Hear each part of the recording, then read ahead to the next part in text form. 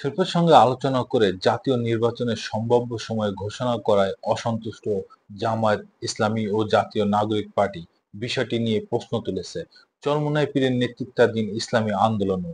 অন্যদিকে বৈঠকে ইতিবাচক উল্লেখ করে স্বাগত জানিয়েছে জাতীয় সমাজতান্ত্রিক দল, জেএসটি, এবি পার্টি, গণসংহতি আন্দোলন, ১২ দলীয় জোট বাংলাদেশ, এলডিপি, খেলাফত মজলিস সহ কয়েকটি দল।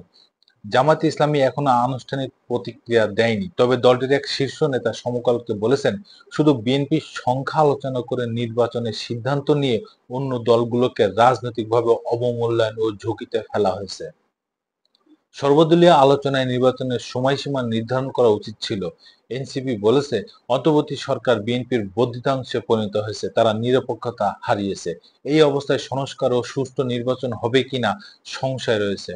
গেল শুক্রবার লন্ডনে প্রধান উপদেষ্টা ডক্টর মোহাম্মদ ইউনূসের সঙ্গে বৈঠক করেন বিএনপির ভারপ্রাপ্ত চেয়ারম্যান তারেক রহমান। বৈঠকের যৌথ বিবৃতিতে বলা হয়েছে, রমজানের আগে নির্বাচনের আয়োজন প্রস্তাব দেন তারেক রহমান। প্রধান উপদেষ্টা বলেন, প্রস্তুতি সম্পন্ন হলে ২০২৬ সালে রমজানের শুরুর আগের সপ্তাহে নির্বাচন আয়োজন করা যেতে পারে।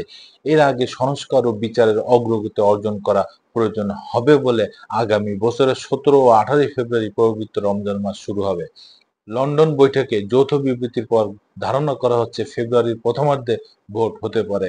গেল বছর ১৬ই ডিসেম্বর জাতির উদ্দেশ্যে প্রধান উপদেষ্টা জানিয়েছিলেন, ২০২৫ সালের ডিসেম্বর থেকে ২০২৬ সালের জুনের মধ্যে নির্বাচন হবে। তিনি আরেক ভাষণে জানান, এপ্রিলের প্রথমার্ধে নির্বাচন হবে।